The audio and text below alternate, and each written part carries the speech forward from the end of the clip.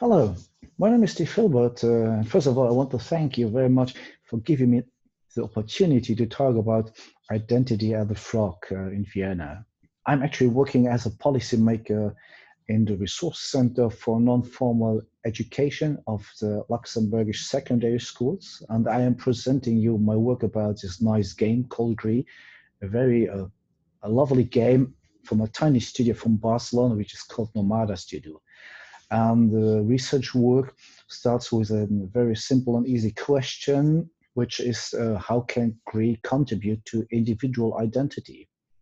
Well, let's talk about, first of all, about Gris. Gris gets along without violence, and the playthrough is a very clear playthrough because we're talking about personal development of Gris, of color development, of the play landscape, and of course, of acquiring of new skills of the avatar. The science of grounded theory is the science I chose for this research work, and the grounded theory is devoted to hypothesis formation. And so we are not talking about statistical evaluation of research studies, but in grounded theory, this scientific research work allows further research of the hypothesis formation. And the grounded theory is a comparative research method in which physical and social and personal resources are closely linked together that recognize, of course, quantitative as well as qualitative materials, such, for example, interviews or letters or newspaper articles or even diaries and field observations. So the data are selected from the analysis material and conceptual categories are created, verbalized, and interpreted, which brings us to actually the coding, and the following aspects can be coded. There are three different aspects which are conditions, first of all, then interactions, strategies, and the resulting consequence between actors. And the third point is levels of expression found within a category. We're also talking about three different stages of coding. And the open coding is the very first coding which exposes existing material to record and identify informations. And doing this open coding, there will be less looked for connections between the different concepts. This is done actually in the actual coding, which explores qualitative relationships within the material and which establish links between the concepts we identify, and only information, of course, found to be relevant will be taken into account and examined. And this brings us up at the end to the selective coding, which revises the concepts developed during the actual coding to as few individual key codes, core categories as possible in order to approach the theoretical formation of a theory formation. And these categories are, of course, compared to the other categories and subcategories, and the codes created so far will, of course, be checked for their validity. And this brings on us then to the area of investigation, where we are talking about symbolic interactionism. And the founder of the original idea is George Hilbert, made in the early 1920s. And it's only about the 1960s where his student Herbert Blumer finalized the symbolic interactionism into a theory which became a study of human coexistence and behavior. During this whole process of the research work, I did, of course, some memos, and this work is about to gain knowledge by bringing together my own theoretical reflections to bring me on and to move on to theoretical sampling, which means that in the theoretical sampling, the decisions become increasingly clear throughout the entire process, which brings us finally to the theoretical saturation, which only means that there are no further characteristics be generated from a concept or even from a category. So the implementation, there we are talking of identity, of the importance of identity, because in social science, identity is defined as a social public system where characteristics are attributed from the outside. So the experiences a person has lived through helps to be self-aware of its own identity. And in the game of Gris, there's of course a huge confrontation with one's own needs and thus with the meaning of the game content, which brings us, of course, to identity crisis. And when we are talking of Gris, we talk, of course, of political education in digital games, where ethical and moral concepts are integrated into the game to achieve the desired gaming experience. And a good example here for in Gris is the mental security the gamer has in Gris because of the failure to die of the avatar. And nevertheless, we have to talk about identity crisis, where we distinguish between three different forms of identity crisis. So first of all, we have the periodic social crisis, which brings a change to identity through external determination. Second, we have, of course, individual crises, and they are attributed to their own life history. For example, if you have a work accident, actually at work. And for third, we have the individual crisis of meaning, where a person perceives a change in his own patterns and thus has to deal, of course, with his patterns and with this change of his own identity. But we also distinguish here between public and social identity, and in the sense of the identification of a person by others and the identity as self-experience. So let's move on to the identity crisis Gris body heat. Here's this graphic, shows you how emotion can become visible. The picture about depression shows how an identity crisis manifests itself emotionally. The start of the research work is the personally selected scene of 75 seconds. This scene takes place at the end of the game, and there are three different categories who stand out in the observation of this scene, which are, first of all, the emotions, then second, the change, and third, in third place, the contact. And the orientation of these three categories is about different communicative forms of expression. So here the own perception as well as the external perception of other persons or by other persons is symmetrized.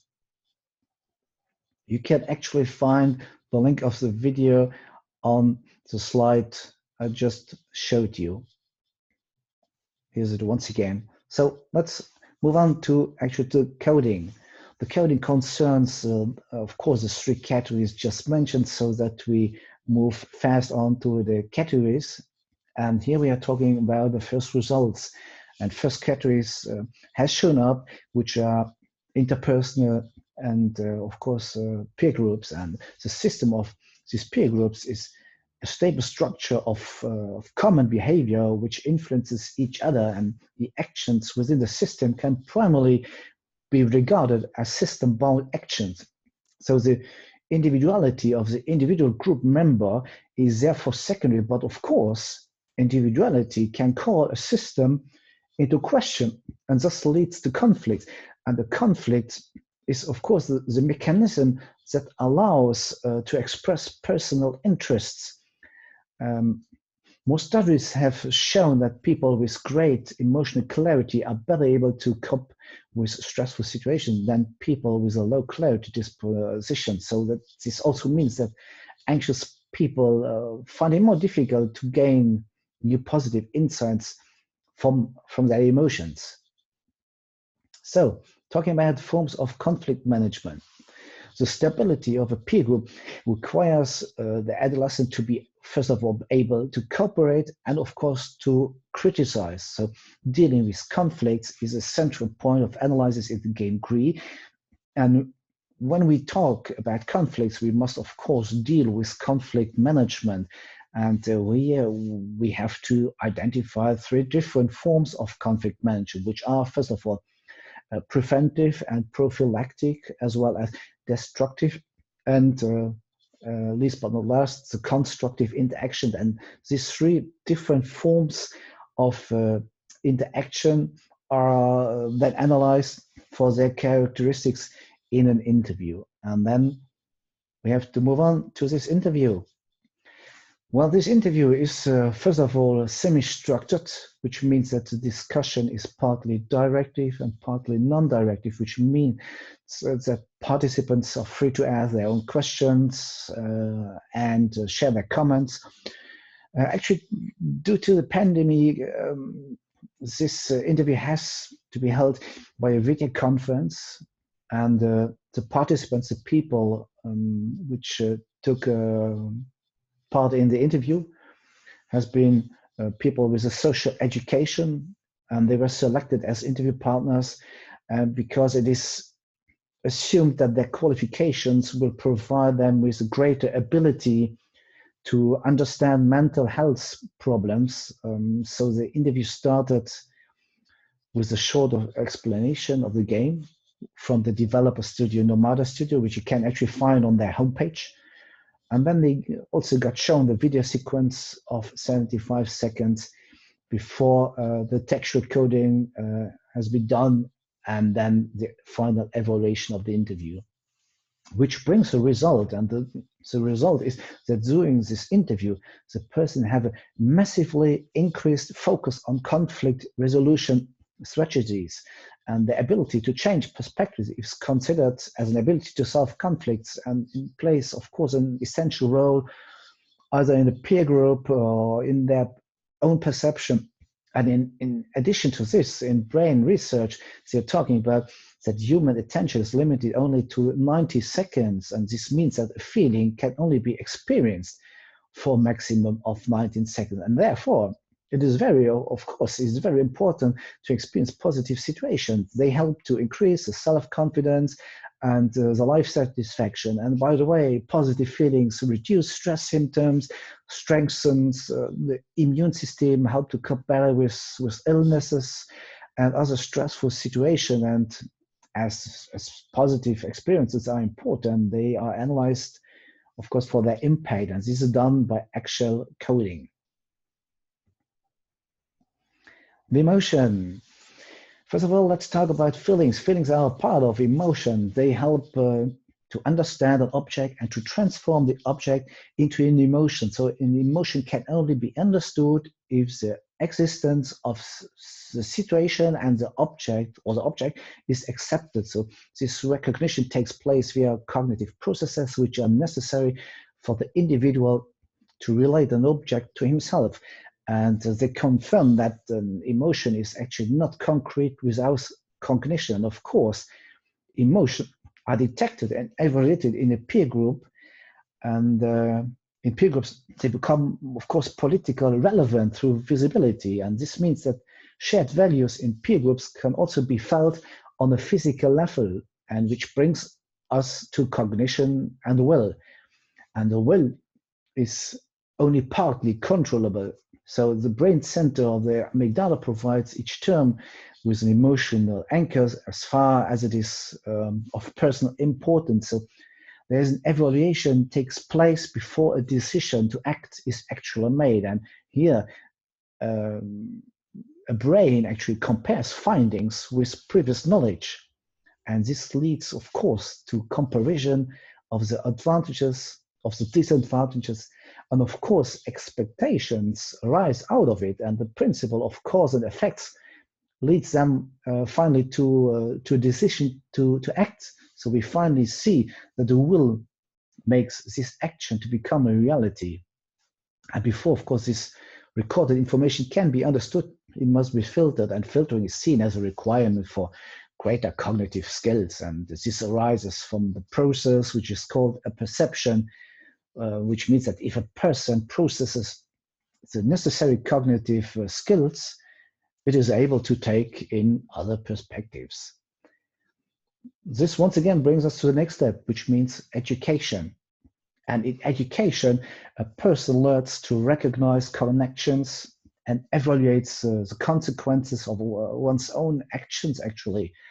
So the newly learned is adapted into the new patterns or in their own patterns. The person learns to communicate and to link his own reflections with own behavior in order to view himself, of course, from the outside. And education, by the way, is, of course, an ongoing process of self-reflection, and education means free space, and especially personal free space, which brings us to the free space, who is a precondition for an own positioning, for example, in the society. So people can lead an emancipated, self-determined life and become socially and culturally and even politically involved. So talking about education means that we can, of course, resume that the society can only create the conditions for education. It is each individual who must use it for himself or for herself. And then finally, we have to come to the conclusion of this work. And then we are talking about equal opportunities as a condition for educational equality. And this means equal access to education and equal opportunities. And while education is increasingly influenced by the economy, competence, of course, are no longer formed through self-reflection alone, but also through external influences. And this contributes to social discipline, while these influences also include the social position. So equal access to education also enables a competition for the further development of non-formal values, as own cultures and values are also subject to personal and social progress. And this is, of course, done through the involvement and participation of all the people in society. And so they bring on their own skills, they become, in some sort of way, educational and cultural mediators, so that finally this research work and this research question can be answered with the following hypothesis, which means that education and development belong together, and that there can be no human development without education. Well, thank you very much for paying attention.